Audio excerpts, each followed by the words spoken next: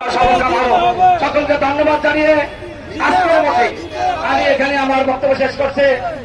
সকলকে আসসালামু আলাইকুম ওয়া রাহমাতুল্লাহি ওয়া বারাকাতুহু। সকল শিক্ষকদের জয় হোক। ধন্যবাদ জনাব নুরে আলম সিদ্দিকী রবি।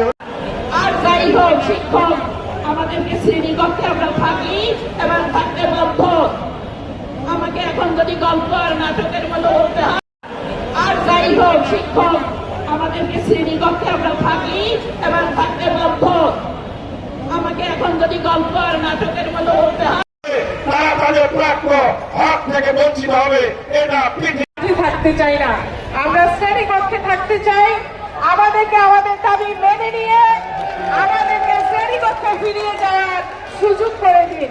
আপনিও শিক্ষক ছিলেন এবং দেশের পৃথিবীর এই প্রান্ত থেকে ও প্রান্তে আপনি নানা রকমের মোটিভেশনাল বক্তব্য প্রদান করছেন। আপনার বক্তব্য শুনে অনেকে তার জীবন মান নাকি চেঞ্জ হয়ে গিয়েছে, যতটুকু আমি জানি।